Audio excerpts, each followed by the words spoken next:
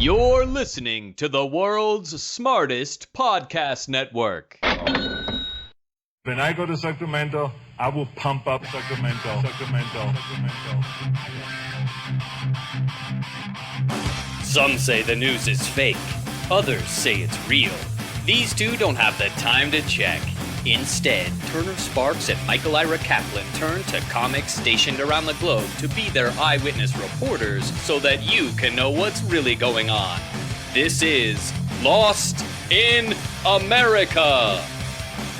All right, everybody, welcome to Lost in America, episode 270. My name's Turner Sparks. And I'm Michael Kaplan.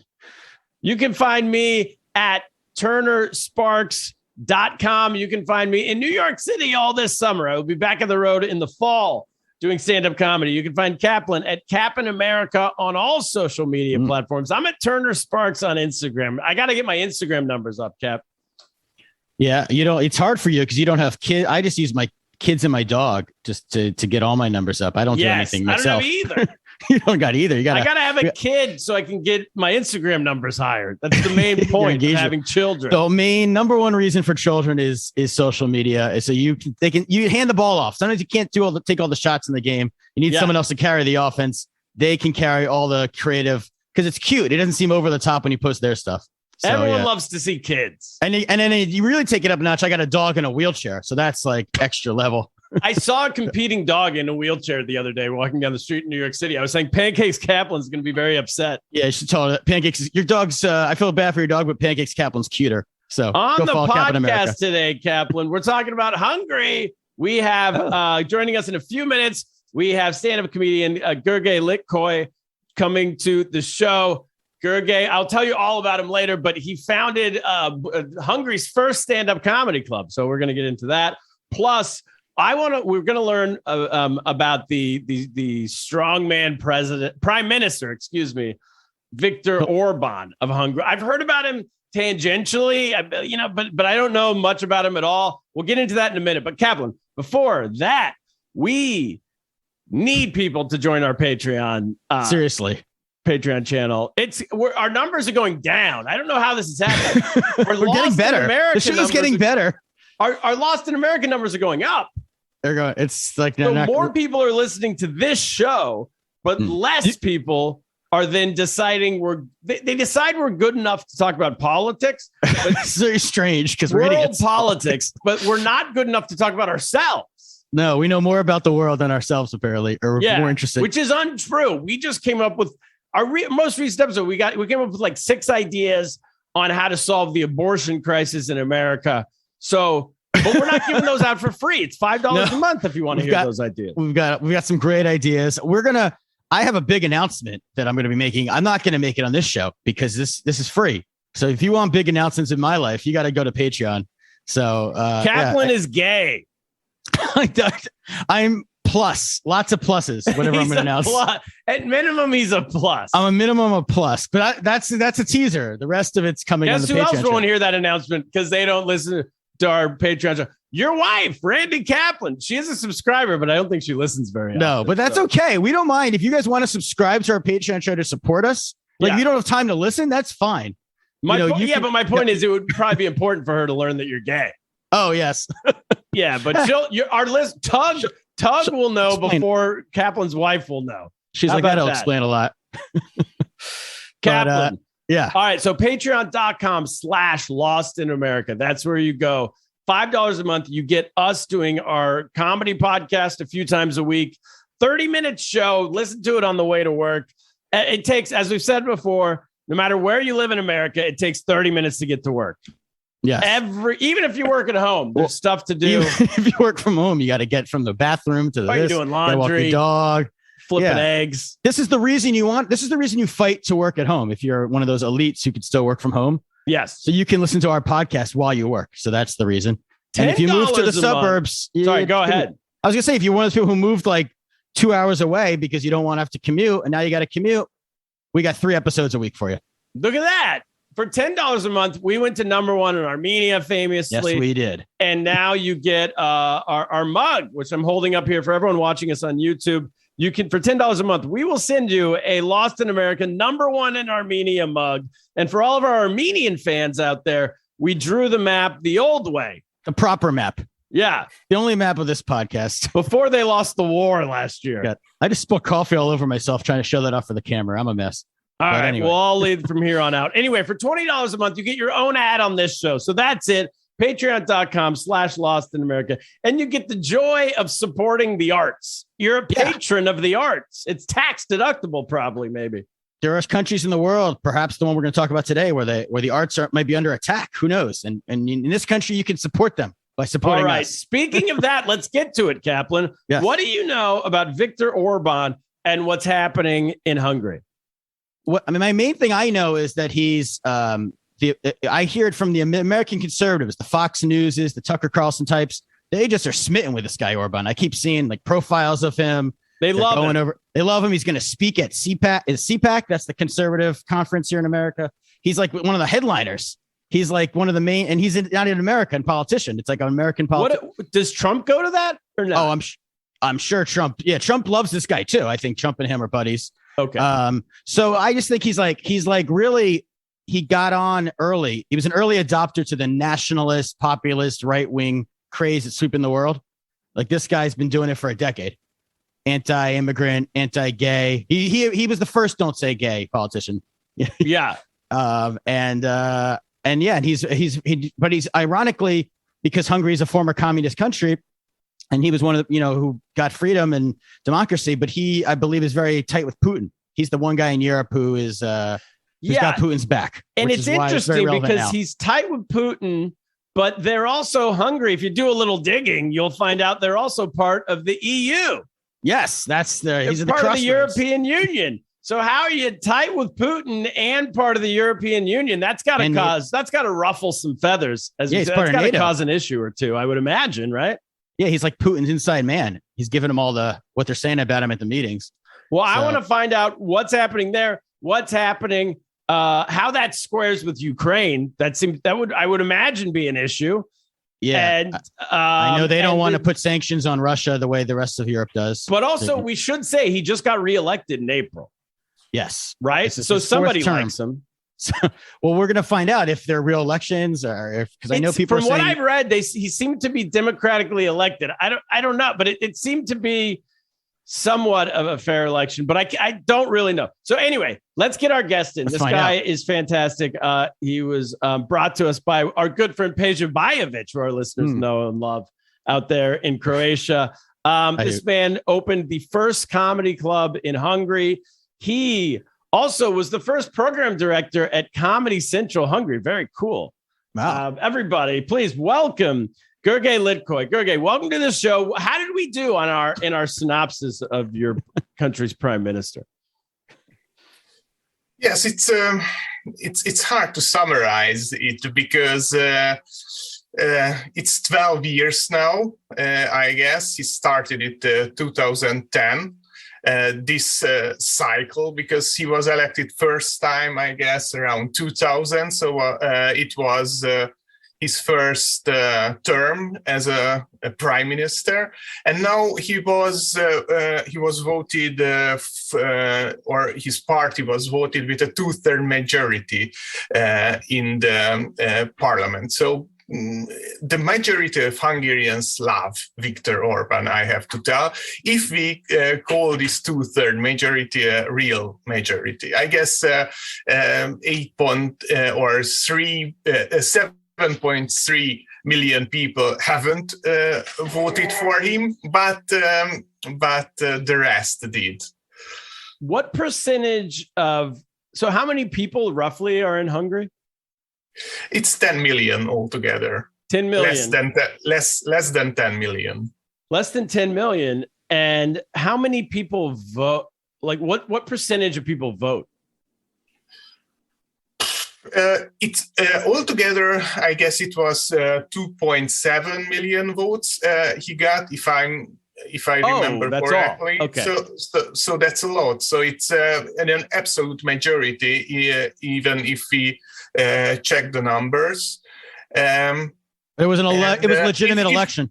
It was like a real. Sorry? It was a legitimate election, though, right? It was a legitimate election. So there are little tricks in the system. For example, the government and the governing party. Sorry, but my child started. It's okay. No problem. He's got a big Instagram game too because he's got children. So Yeah. It's all right. He's dealing with so. Yeah. 10 million we have people- to deal with different issues. So family issues. No problem. and also state issues. So returning to the topic of the voting, so the first problem or the first interesting thing that the government supported Fidesz as a party, which is quite strange. And there are also civil organizations supported or funded by the government, and they also supported financially the campaign of the governing party. So altogether, it was 11 times what the government and their supporters spent, what the opposition spent, which is I won't say it's a fair play, because in Hungary there are regulations what a party can spend, and even they were over this limit as a party. If we summarize it, it was multiple times more that it is allowed by the law or legal regulations. And So, the second, just to jump in quickly, Fidesz is the for our listeners. Fidesz is the party of Viktor Orban. Yeah. So to recap what you just said, the government, which usually will stay out of an election in most countries, they'll let the parties get elected however they get elected. They don't support one person or the other. The government actually gave money support to Viktor Orban's party, like campaign contributions, basically. a campaign contribution when he was running against his opposition. yeah, that's And they don't Okay. give to the other parties. So while Yeah. yes, he did get the most votes, the media, he had more money to go do advertisements and all that. and it is only the advertising or the advertisement money because the state media is totally controlled by the government. So it's not the BBC standard media, but it is supported with 100 billion forints, and it. There was the leader of the opposition who could spend 5 minutes altogether in 4 years in state media. That's fair. 5 minutes. You got to be brief. Get to the point. Tight five. Edit yourself. Tight 5. Yeah. Exactly.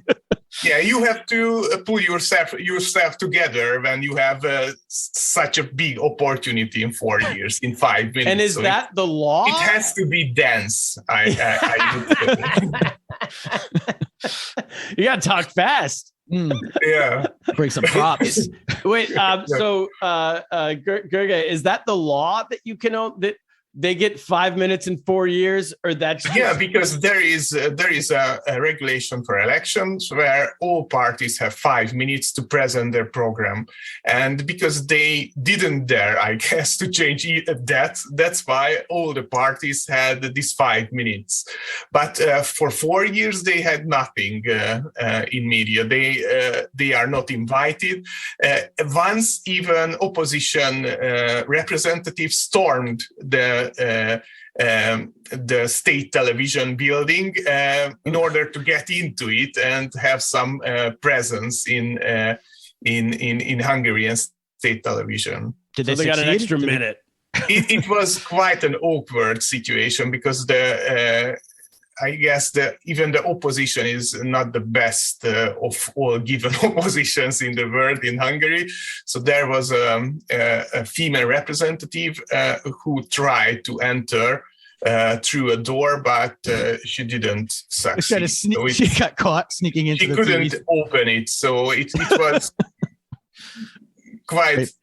quite sad for the country, but quite funny for us. Oh, she couldn't she physically couldn't open the door. No, because it was to pull, and it was pushing. Pull, and it tried to push. and I mean, that's how democracy dies. Yeah, you don't deserve to be elected if you can't figure it out. It is closed. We cannot enter, and someone opened the door. Someone just came and pulled it open. Yeah. Type security. Oh my God. That always gets to me. I hate when I think I'm going in for a poll and it's a push. Yeah. That's why I say that Hungary is not a proper dictatorship, not a proper democracy. We do everything at the 70% level. So that's what we can reach. And so he won with 2.7 million votes in a country of 10 million. So as you say, over 7 million people didn't vote for him, whether they didn't vote at all or they voted for the opposition. I guess it's not the biggest problem, because if you see different election systems or electoral systems, you can win even a very small majority, total elections, and or all the seats in the parliament in Britain, for example, because if you win, then you take all the votes. In Hungary, there is a compensation system. So even the votes are counted, which are not resulting in a seat in the parliament. So it's not a very bad system. It's a quite sophisticated system. I guess if you put everything together, then you see the whole picture. So in Hungary, for example, the countryside is really Fidesz supporter. So they try to do some kind of gerrymandering, that cities put together with the countryside, but they hadn't have to do something big, because geographically it's Hungary, just a bit tweaking on the system to make it work. And which is very interesting, that even the winner is compensated. So if you are the winner in an elections, you get some percentage of the lost votes, or some pieces from the lost votes that were casted for you. Wait, you get what? If you're the winner, you get... Yeah, then there is a so-called, we call it, the political scientists call it a winner compensation system. A winner compensation system. Yeah, so they get also additional votes.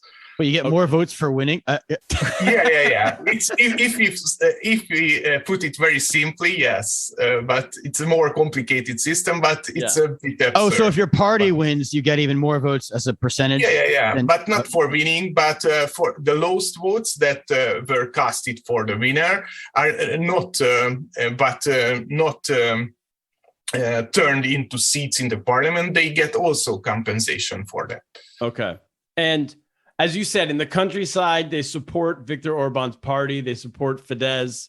So what is it about the countryside everywhere? It's the same everywhere. Yeah. It supports, middle in Hungary. America, it's Trump. When Trump wins, he wins with the rural, he always loses in the cities and wins in the countryside. Yeah, it's same dynamic. It's hard to answer what is the problem with the countryside. In Hungary, my feeling is that there was not a real alternative. So in the US, you've got Democrats, you've got Republicans. In Hungary, the opposition is quite a mess. So there is the far right party who tried to enter into the center, which was very funny, because people were busted with Heil Hitlers and other pictures. And Heil Hitler. Earlier, he thought that it was the center. Heil Hitler. Yeah, and they tried to. No, they were the far right. They tried to adopt to the center. Because what happened? I'll explain quickly for our listeners. What happened is Orban was so powerful, so strong in getting. It seemed like he was going to get reelected. All of the opposition parties banded together. Oh, right. To go against him. So you had the Nazis joining the environmentalists all together. Yeah, everything together. And there was feminazis. Yeah, but far right people. I do not want to be very, very edgy about this. Yeah, but there was a pre-election in Hungary, which was organized as a civil organization to know who is the most potent candidate for a seat in the parliament. And so it was a quite strange situation, because you can vote also for the prime minister candidate or the shadow prime minister. And after the first round, there was a second round, and the third, who came up third, was named as the prime minister because of dealings in the opposition.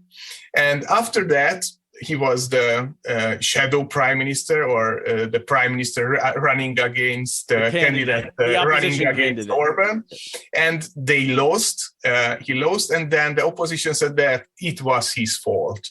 But they elected it, and then it was his fault. So it's so the first one is that there is no real alternative for the countryside to vote for, because if you are conservative, it was a joint list with left-wing parties, liberals, green parties, and even this far-right party, which is quite confusing for a voter, that they were blaming them and shaming them for years, and they now are acting together. It is a major problem in Hungary. The second one, that for the countryside, there is a lot less information sources than in Budapest, for example. The local media in little cities or villages was bought up by the government, by a foundation. It's called Kesmo, which sounds very ominous. It's Central European Media Foundation. It's an abbreviation for that. And all the local news outlets were bought by this propaganda machine, and they are just pushing the central messages to them. So it is very hard to get independent information in the countryside. The third one, I guess it used to be a right-wing or conservative part of Hungary forever. So maybe there were the major difference was that the bigger cities were better off earlier with the left or the opposition, but now they lost also a lot of voters there, not mainly, but because this mix up. For example, this far right party, I guess, lost several 100,000 votes because they ran together with their arch enemies. Yeah, everyone pissed off their bases, basically. Yeah. So Viktor Orban, since he's coming to power, I know he was prime minister once in the past, but from 2010 until now, it's been 12 years straight of him as the prime minister. Kaplan did some research. It looks like what he did, just to go through a few things he's done in the past, he removed gender studies from master's programs at universities, banned subjects at Hungarian universities. He outlawed you're not allowed to change your birth. Well, your gender, I guess you can't change. He was on gender. top of this. Is years ago. He was doing this. Same-sex couple adoptions. All the familiar things that they're just the culture wars that we do Florida. Here. We call it. Yeah. He said Republican dreamland, Hungary. He made it a Republican dreamland. Republican heaven. This is why he's headlining CPAC. But the main thing he's done, which I think also if you go, not all Republicans, but if you go far right, they would agree with, is he's very close to Vladimir Putin. Right. And the far left in America would love that as well, actually. But he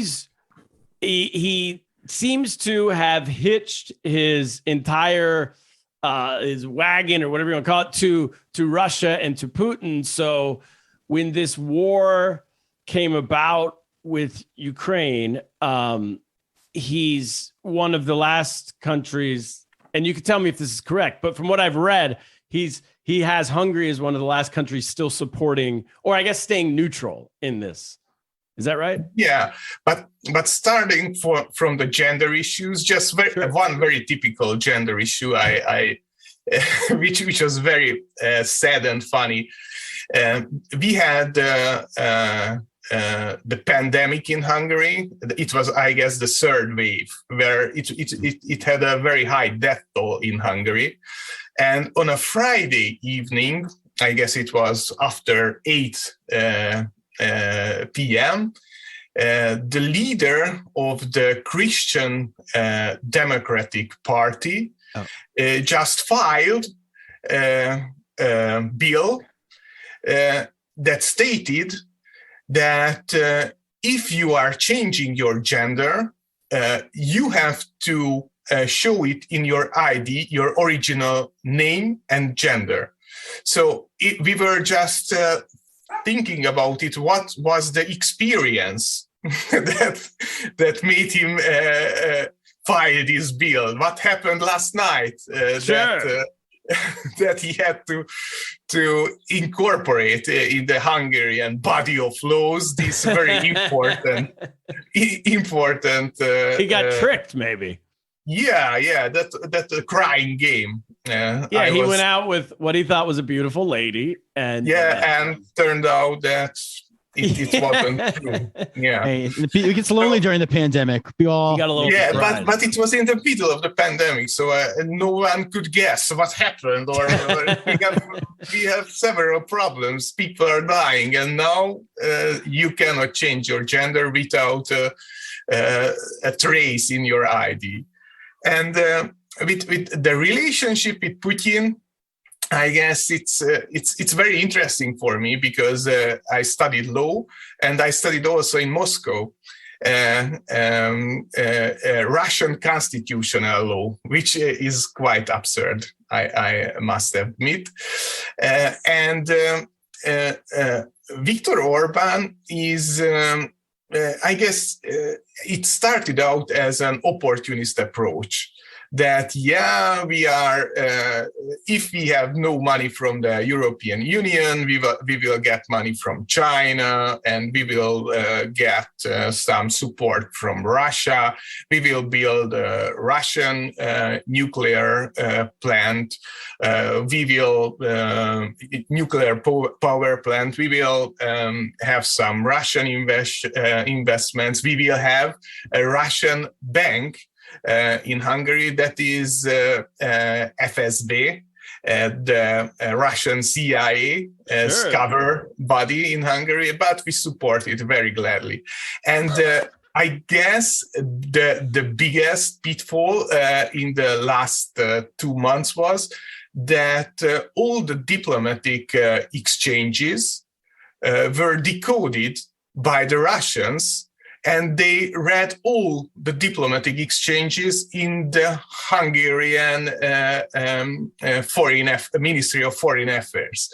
And it came out that it was not a beautiful hacking or like a Mission Impossible movie, because the password was secret 01. And if it was cracked, then they switched it to secret 02. No. Yeah. I get it. That's my password. Actually, I changed it. Yeah. Tell me it's easy to crack. That's if that gets cracked, it becomes 1, 2, 3, 4, 5, 6, 7, 8. But I capitalize the S. It's secret. That's yeah. But I guess it's not the biggest or the safest password, even for diplomatic exchanges. And so what did they find when with the hacking? What did they find? The hacking. They found all the diplomatic emails. So it wasn't revealed what were those emails, because it's top secret. It wasn't shared with the public. But it's clear that the Russian spies know everything about Hungary. Or, for example, there is several thousand Russian engineers or workers who are working at the Paks. It is the city where the power plant is, the nuclear power plant is situated. And the Hungarian agencies have not enough people speaking Russian to check their background. So a lot of spies potentially are just walking around in Hungary without knowing what is happening. So it's quite strange, and it is the unofficial part of it. And the official part is that in Hungary, the oil company is called MOL, and we are mainly using Russian oil for the economy. And it is a problem because Russian oil is a heavy oil. So it is quite a different refinery technique to refine this oil, the oil that we can import from Africa or from the States. And that's why if it is cut off, then the Hungarian economy will collapse. So it will cause major problems for us. Yeah. And it is now a problem, but we built our economy on that one, which was the main problem. So we were very closely connected energetically with the Russians. And now we have no escape route because we have a power plant built by the Russians, and we have all the natural resources coming from Russia. And in Hungary, for example, it isn't possible to build a wind power plant or a wind a windmill, windmill or something like that. Because there is a regulation that it has to be 10 kilometers from the closest village, and which makes totally impossible to make it. That's why no renewables are available for us to have alternative energy sources. So that's why politically and economically we are in this part very closely connected. And I guess also some ideas are coming from Russia. We are following Russia in 5 years, with a 5 years lag in that way. So first in Russia, it was also an important issue that the gay people, because the Russian idea is that Russia is a beautiful virgin who is beautiful virgin. Yeah. Who will be raped by the Western democracy. So it is idea. Well, they're so good looking. They're beautiful. The Western can't help themselves. And gay people and Western people are very closely connected, if you haven't known that. Sure. Yes. That's why I'm a plus. Most of us are gay. That's why. LGBTQ, lactose, gluten, and the other stuff. And that's why we are following this trend that, the gay people are bad. But it is very interesting because we have to make some kind of double talk, because we are in the European Union where it is not acceptable. And we get billions of euros support from the EU. And we have to double talk that, we love gay people, but not that much. So that's the best breakdown of how you skirt the Russia EU line I've ever heard. I saw you take a break real quick. We got to take a break, Cap. We're already halfway through this thing. But when we come back, I want to learn more about your the Hungary's connection with the EU, and also how Orban came to be. But before that, Kaplan, we are part of the world's smartest podcast network. It is us, Lost in America. It is Dr. Andrea Jones-Roy and the Majoring in Everything podcast. And it is Professor Andrew Heaton. These people are also comedians, if you want to. They're not just boring doctors and professors. Andrew Heaton actually isn't even a professor. He's a fraud. He's Take a away his complete diploma. fraud. We just call him that because if you ever have So lunch smart with him, compared to us.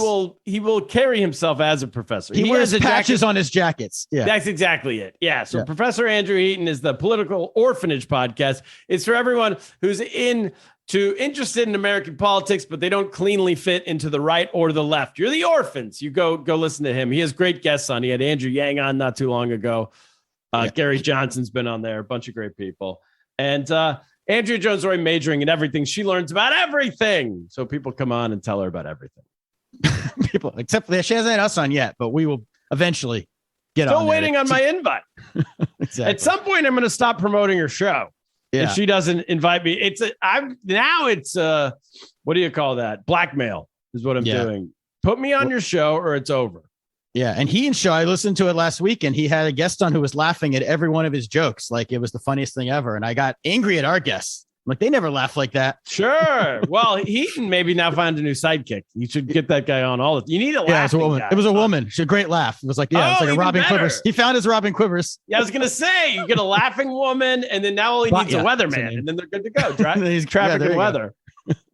Now, Kaplan, a word from our local sponsors. All right, we are back. Thank you, sponsors. Thank you very much. Keeping the lights on over here. Keeping the Zoom going. All right, we're back with Gergely. So we now know that why Hungary's so connected with Russia. And I want to get into EU in a minute, but let's go backwards a little bit. When Orban got elected in 2010, did he present himself that he was going to be this strongman type, or did he change over the course of being prime minister of the world? It was, I guess, the main difference was not that he will be the strong guy or not. The main difference was the relation towards Russia, because he originally, and even during his first period or first term, he was a rather anti-Russian politician. But after then, there was a meeting in Moscow. No one knows what happened, but something was offered or told or happened.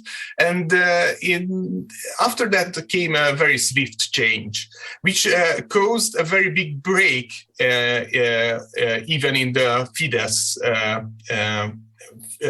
supporters, and there was the strongman, the economic strongman called Shimichko, and he break up with Orban and brought with him all the media, all the support, and then he was totally economically and in a human way killed. So he is still alive, but everything was not confiscated, but all his economical interests and everything was channeled back to people loyal to Fidesz, which is very interesting, because in Russia there is a system very similar to Hungary, where the politics control the economics. There is a state capture, but state has captured the economic world. And in Hungary, it is the same, that the government is ruling all the economy. In some countries, there is a very strong economy, like in the US, and there is a different state capture where the economic interests or the lobby interests are taking over the government. But in Hungary, that's why very strange, because politics has nothing to do with economics in Hungary. So they are not real professionals in that part, but trying to get all the positions in the Hungarian financial world, buying out banks, ruling all the using all the EU resources to channel back to these Fidesz supporting companies and people. I was just going to say, for the Fidesz was founded as a party that was anti-communism, right? I mean, anti-communist and anti-Russia, right? So how did they did he have to make deals? I mean, it's amazing to square it with the people, the party leaders, and everything. I think we know what happened, Kaplan. He went to Moscow. He got peed on. They had video. They came back, and all of a sudden he supports Russia. It's a familiar story. Because his first time around, he was an anti-Russian leader, as you said. So they must have honeypot. Honeypot. You answered it for me, Turner. You're the Why am I even asking? I know what happened. It's a simple explanation. Anytime a country's leader, anytime a leader is anti-Russian, they go to Russia. 2 weeks later, they come back pro-Russian. I can't resist getting peed on over there. I don't think they're getting paid to do this. I think they're getting peed on to do this. I think they set them up with some type of prostitute. We've already said they're attractive people over there. They can't resist, and away they go. Yeah, and just another thought about this, that we were for 40 years, more than 40 years, a communist country. And in Hungary, sometimes we are not looking for solutions. We are looking for leaders. You know, that if there is a problem, then we are not trying to solve this problem, but looking for someone to blame or someone to solve the problem instead of us. Yes. And it is his character that, yes, I will solve everything personally. Like a plumber that if you call me, call 11 plumber Viktor, and I will solve your problem. So it's typical, for example, that the teachers have very bad salaries in Hungary. So after us in Europe, there is only North Macedonia, and Serbia that has lower salaries for teachers.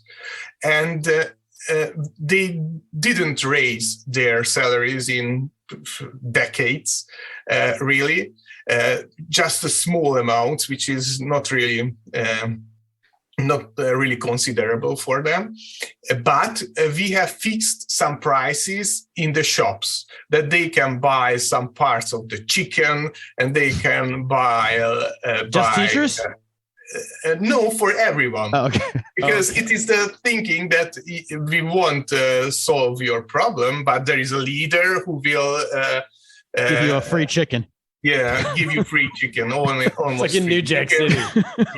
Turkeys on We're Christmas. not going to we're not going to give you more money, but we'll make certain things cheaper. When the drug dealers hand out turkeys on Christmas. Yeah, exactly. That's Orban. Everyone in the neighborhood. He comes around. Turkeys. Yes, but it's very strange because in Hungary from 1990s there is capitalism, so there is a market economy, and after I guess it's 32 years of market economy return back to communism is like you moving back to your mother when you are 70. So it's not a real cool thing to do. It's very millennial, moving back in with your parents, and that's the economy. Let's get into the EU. So now Orban has this link with Russia. He's dependent on Russia because of the oil and the energy and all that. And also he got peed on allegedly. So or paid off, or something happened. Probably happened. Peed on. What if? Yeah, but just one moment, because the hilarious and it will come to the EU that there is the guy who wrote the Hungarian constitution allegedly on an iPad. The new constitution, right? He wrote. You mentioned he wrote a new constitution when he came in 2011. While watching Game of Thrones. And this guy was caught in Brussels in an orgy, in a gay orgy. I remember that. Yes. We mentioned that, I think, on the pod a few years ago, Turner. Yeah, with some drugs in his backpack. And he was climbing down on the plumbing. Is his name also John Hancock? Yeah. John Hancock was in an orgy. True story. Professional, everybody. Yeah. So we have very close connection with Brussels, and it was because of all the learning about gay in school. That's why they changed the laws? Maybe. His orgy was in Brussels. Yeah, this orgy was in Brussels in the middle of the pandemic. So the police came because it wasn't allowed to gather over 10 people. So it was a quite nice orgy if there were more than 10 people. They weren't social distancing. That was the problem with the orgy. They weren't wearing masks, and it was more than 10 people. They weren't 6 feet apart. And it was all men, right? It was a gay orgy. Yes, it was so. Maybe the invitation didn't reach the women. So I also want to say that because as I've been studying Hungary, Viktor Orban, your prime minister, keeps lashing out at Brussels, and he's like, "What is Brussels? This is a message to Brussels." And I'm like, "What? Yeah. What's going on in Brussels?" And I realized the EU is headquartered in Brussels. Yeah, that's like saying Washington D.C. The elites in Washington. Yeah. So if you want to be a real American blowhard, complain about Brussels. If you want to complain about the EU, if you want to be cultural, So he's. So not only are you're in this weird spot where you're friendly with Russia, but you're also part of the European Union. So I saw that you joined in 2004, joined the European Union. And it's one of those things where everyone now most of the European Union wants to support Ukraine, but Hungary under no circumstances will support Ukraine because of what you just told us. So now they're at this spot where they're at odds with the European Union. And I just read the European Union is considering taking funding away. Well, let's say this. What I read was that another way Orban maintains control in Hungary is the European Union gives money to every one of their countries every year. And usually you spend it on infrastructure and just like building your country. Orban takes the money personally and spends it for his party or for his re-election campaign. Is that true? Yeah, partly. It is more sophisticated than that. So there is a lot of stuff built in Hungary from EU funds. That means roads, railroads, and even thermal a spa for horse rehabilitation. Okay, a spa for horse rehabilitation. Yeah, so it is a quite diverse funding from the EU, and some support that.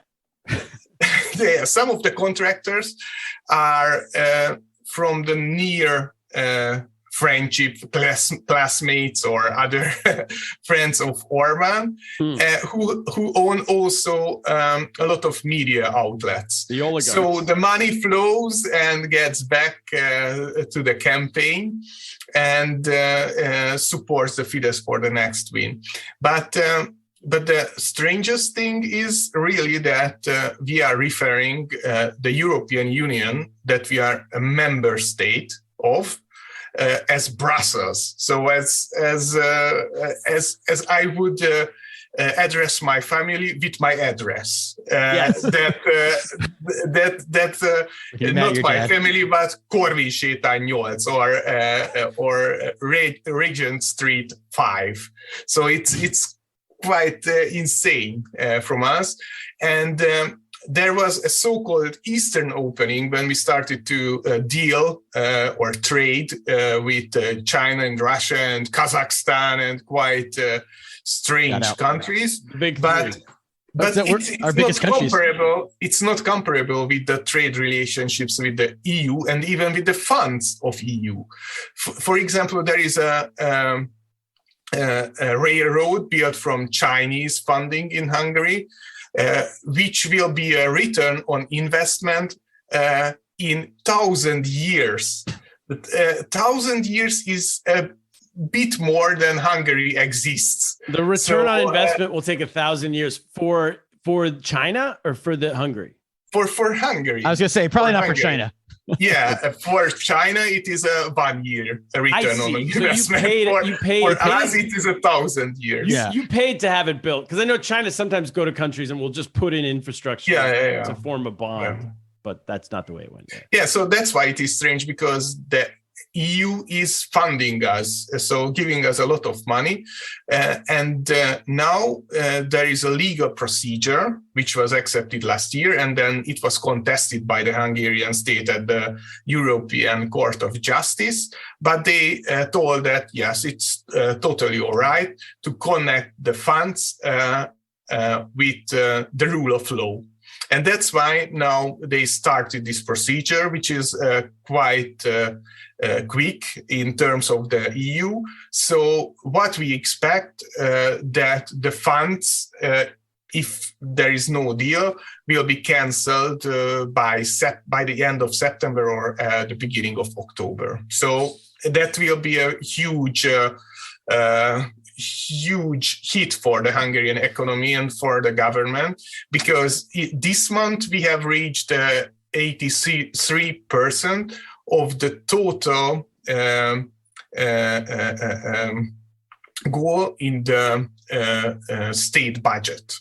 So, the spendings and so 83% of the budget comes from the European Union. No. By now we have reached 83% of deficit. Got it. Okay. So just to recap, the European Union gives money to Hungary every year to spend on all types of projects. But the European Union is now threatening to stop giving the money. And this would be the first time in history, I read. The European Union has never done this to another country. And it brings up the limits of power of the European Union. Because when the EU was small, it was easy to everyone kind of agreed. It was Germany and like a couple other countries, and they agreed on most stuff. As the EU gets larger and larger, you're going to have governments that don't agree with Brussels, if you want to call it Brussels anymore, right? And Hungary is now the first major case of this. And so the EU, to flex their power, is now threatening to take away that funding. Are they taking the funding away because of Hungary won't agree with them on the war in Ukraine, or is it because of how the funding's being used locally? No, it's the Ukraine is independent from that. So these proceedings or this procedure started way before the Russian-Ukrainian war. So the Ukrainian situation is an addition to this whole proceedings. And so it's mostly because of how they're spending the money. Because Brussels is saying that we are arguing that it is our problem that how we treat gay people and how we treat the gender issues.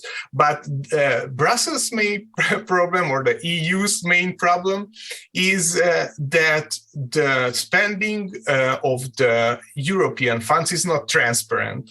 For example, we haven't joined the OLAF, or we haven't joined the anti-corruption attorney's office in the or anti-corruption office in the EU, because it is voluntary.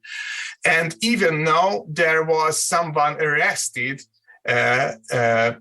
deputy chief in the ministry who is dealing with the European with the corruption about European funds. So the anti-corruption guy was arrested, and they found, I guess, 180 million forints in a cupboard. And he told that it was raised by his mother for his pension, for her pension. So that's the main problem, that one ministry is giving the funds for the companies or for the projects, and the same ministry is checking the funds. Yeah, they'll police themselves. Thank you very much. Yeah, and it's as you see, it's not very effective. Sure. And would this be something, because it seems like now Orban has won, you have an election every 4 years, correct? Yeah. So he's another 4 won years. three times in a row. And is there any limit, or can he go forever if he keeps winning? He can go forever, so there is no limit for him. So even Russia, there was a limit that they lifted after, and they switched places, Medvedev and Putin. But in Hungary, is no such limits. There was suggestions that there shall be a limit. But for example, the president of the state has a 2 terms limit, but one term is 5 years. That's so more after of a 10 right? years, they changed now. So there was János Áder, and I guess from today there is Katalin Novák, another president of the state in Hungary. But the prime minister is the main. He's unlimited. And he's in control. And did that start with the new constitution that you mentioned they wrote, or was that always the case? It was always the case. Okay. After the change, or I guess even in the communist era, there was no limit for running for a president. Communist era. But it's interesting because he is the longest reigning Hungarian prime minister, or the longest time in office for a prime minister in Hungary.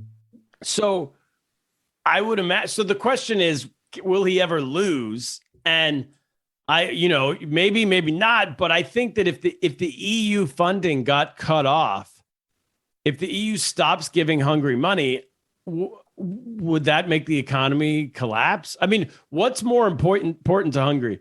The EU funding or the oil from Russia?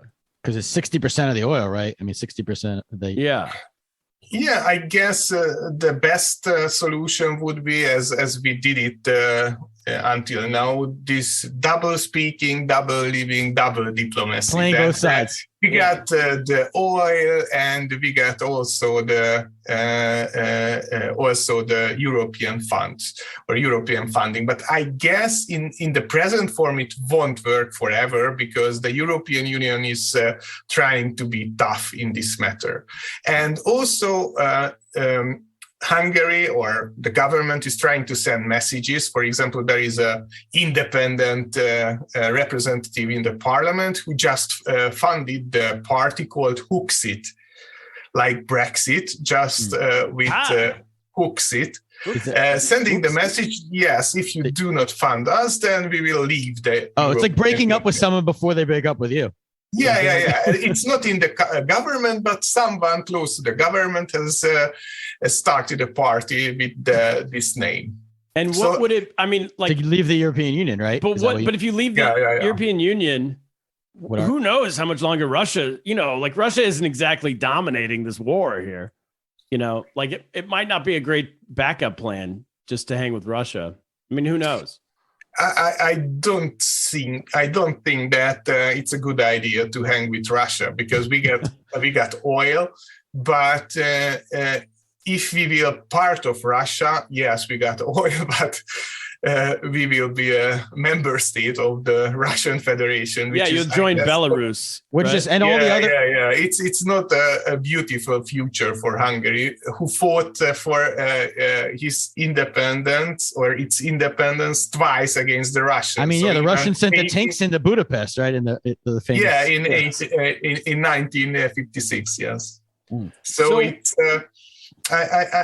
a strange situation what we're in now.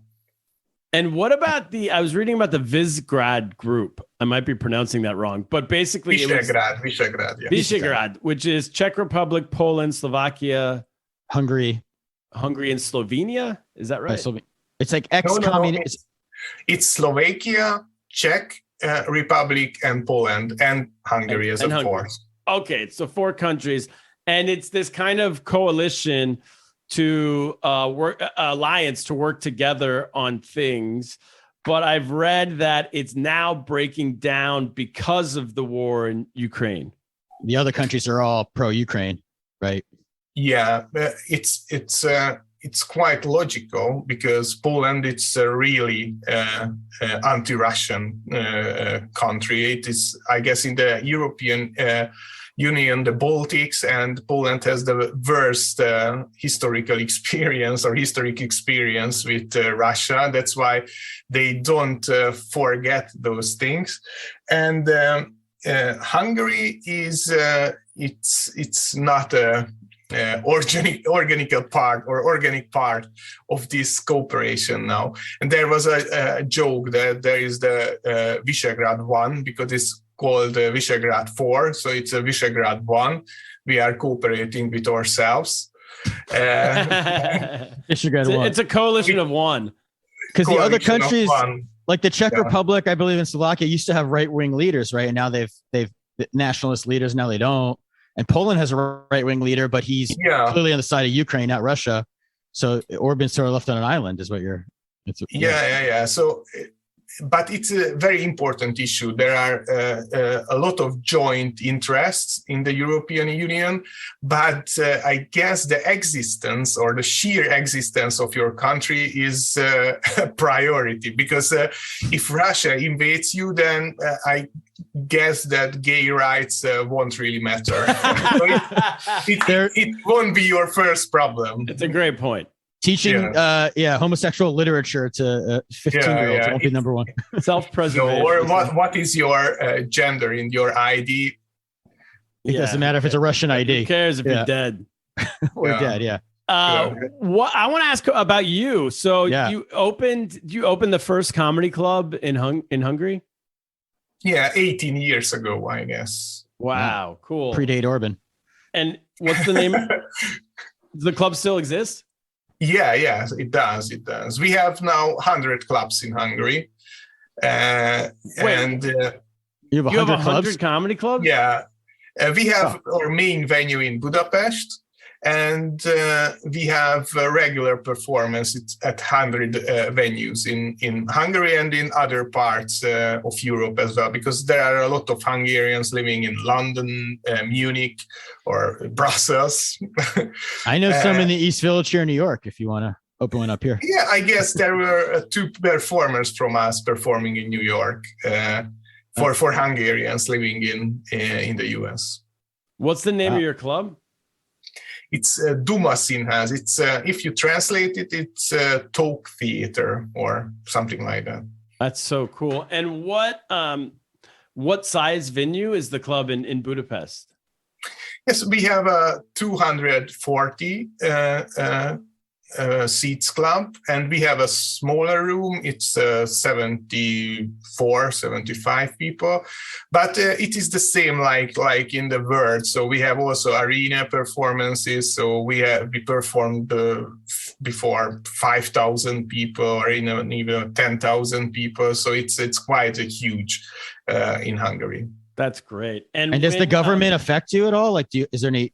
Can you as a comedian say what you want on stage? And Yeah, totally. So if you do not perform in the state television, there is no restrictions. So we are performing also on Comedy Central, so there are also no restrictions. It's a quite strict Viacom standard that there is no censorship, which makes us very happy. What happens if you decide to give 5 minutes to the opposition leader, though? That could be put him on. Yeah, put him on Comedy Central. Yeah, we are not politicians, but we are trying also to somehow talk about those issues. So we have an online show. We have a monthly show about the current situation, political issues, and other stuff, which is quite popular in Hungary. And when you started your club 18 years ago, was stand-up comedy already popular in the country? No, there was no stand-up comedians in Hungary. Wow. No one knew what stand-up comedy is at all, because we had only HBO, and they showed very limited number of stand-up shows in Hungary. So we had to introduce even the genre to the people of Hungary, and we had to find performers and so on and so on. How did you know it personally? Because I worked when I was 17 years old, there was an HBO show, which was a licensed show in Czech Republic and Romania and even in Hungary.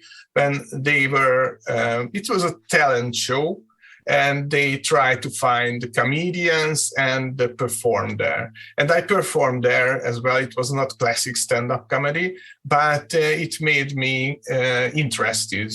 What is this thing? And I started to watch it, and I traveled a lot to the US or UK and went to clubs or Germany, the famous German comedy scene, and I try to collect the information, how to do it properly. And we had a lot of connections with US comedians in Hungary, and they made workshops here and master classes, which were very useful for us. Who did you have come to or make the workshops? Which comedians? We had a UK comedian called Dave Thompson. Okay. And we had, I have very bad. Oh, it's okay. Don't worry. And what about, who were the first comedians you found that you liked watching? Like if you found them through, I guess that would be before the internet, 18 years ago? It was internet, but it wasn't YouTube. It was. Did you find them on the internet, or how did you find these comedians? It was on internet, and it was also some shows on HBO in the late night. Do you remember your favorite comedians early on? It's hard to remember what was on. I bought a lot of DVDs, and my first DVD was a Richard Pryor DVD, which was I guess when he first performed for the audience, that's something. That's how. And I had also some Robin Williams stuff and Eddie Murphy. What I could buy, but it was coded DVD, so the Hungarian DVD players didn't play it, so it had to make some tricks because there was a regional code, PAL and see it, yeah. Oh wow! Old days. So when you brought stand up to your club, when you open the club, you also then have to train people.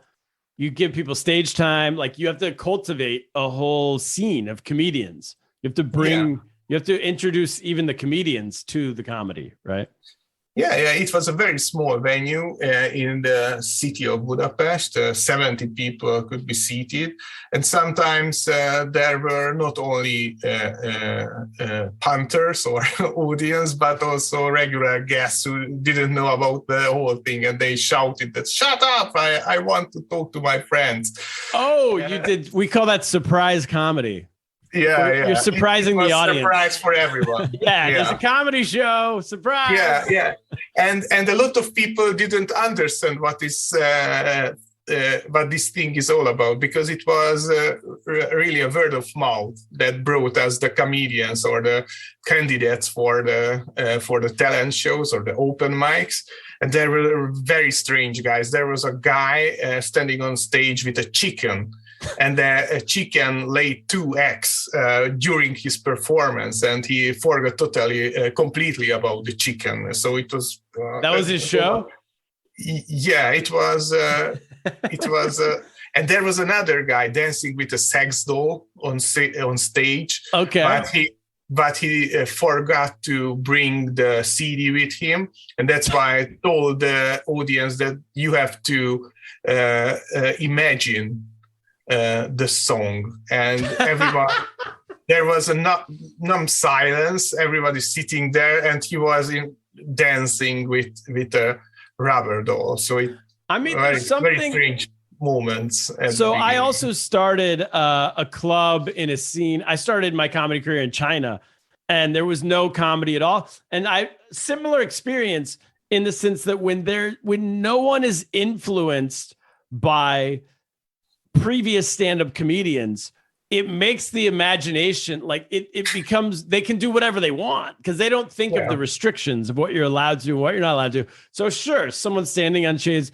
I remember Drew Freilich, this is friend of ours, comedian, but early on didn't know what to do. So he had people dress up like ninjas and pop out of the audience and attack him on stage.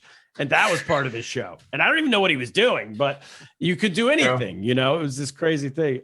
So cool. And then eventually you Comedy Central came to Hungary and you became the head of Comedy Central, right? I was first hired as a project manager because I'm originally a lawyer. And they told me that they know that I started the comedy scene, that part of the comedy scene, and I was I won the award of the best comedian in Hungary when I was very young, and they thought that it's a good idea that I'm a lawyer and I'm a comedian, that as a project manager, let's do it in Hungary. And after I finished the job, so there was up and running, the channel was up and running, they told me that let's stay with us and be the director of the channel. And after that, I started to help out the Polish colleagues with launching the first show on Comedy Central. They even worked in Russia, launching the Paramount Comedy channel in Russia. Wow. And started the Romanian, the Serbian stand-up scene and the show. So it was very funny because I had to somehow understand what they were saying, what were the punchlines, and try to study Polish in half a year, which was quite a big. So you started Comedy Central in all these countries? Yeah, in some countries I started the whole channel. In some countries I started the local stand-up show, the Comedy Central Presents. Yeah, because I remember when Comedy Central opened in Asia, most of the programming would just be shows from the US, but then they started building their own local shows and like a stand-up showcase where I always tried to get on it, and then I was told after a couple of years that I was white and they don't want white people on Comedy Central Asia. They're like, we're looking for Asians. Cultural appropriation. Yeah. Whatever you want to call it. You can also call it racism, but whatever. Sure. Cultural. I was somehow appropriating their culture. Yeah. Anyway, point is, that's awesome. That's very cool. It was fun. I have to tell you that there were moments that I remember even now that, for example, in Russia, there was a casting, and in Russia, there was hard censorship, and local guys told me that there are certain issues, for example, politics, you don't talk about. But in Russia, there is no political correctness at all. So zero. I guess that's why they love them. The minus. So if you are politically incorrect, that is the standard. No cancel culture in Russia. Yeah.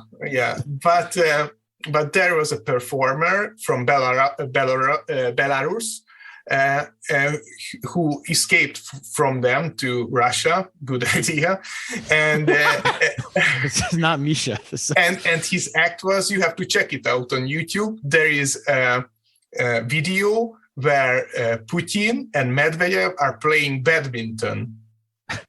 And he commented this on their game in a very funny way. And I didn't understand everything in Russian, but what I understood was hilarious. And they told me that please don't try it on the show because you will be arrested and the channel closed down. So oh boy, not a very good idea. Yeah, so not for TV. You can do it in the club, but not. Putin doesn't notice the comedians on the stage, but put it on TV. Yeah.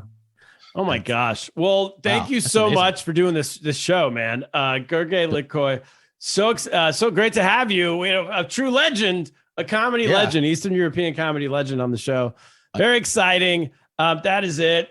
We enjoyed learning about Viktor Orban. We'll see what happens soon. We'll see. It is interesting, this poll between the European Union and Russia, which way to go, Hopefully stay in the middle. I just one addition to that because if you are editing this, then I checked the numbers for the voters, and now the letters came in. So altogether, it was more than 3 million votes for Orban. More than 3 million. Sounds good. We had some late arriving votes. Some mail votes came in while we were doing this podcast. Yeah, the votes are they're still being tallied. The vote machine. You're over there checking the numbers. He's our Kornacki over there. He's right. That is it. Gergely Litkai, thank you for doing the show. Where can people find you? I know I've seen videos of you on YouTube, and our audience, even though they speak English, they like watching videos in other languages. It's just stand-up videos. So where should people find your comedy? You can find it on YouTube or on Facebook.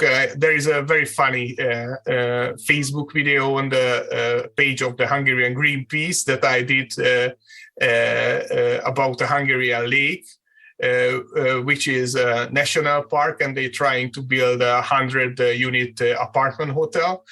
And I made a funny video about this because it's quite unique, I guess. Not a lot of people are doing that in the comedian community. Amazing. All right, Awesome. Gergely Litkai, thank you for doing it. Kaplan, that is it. What should we do? Excellent podcast. Thanks so much. And it's time we get lost. Get lost.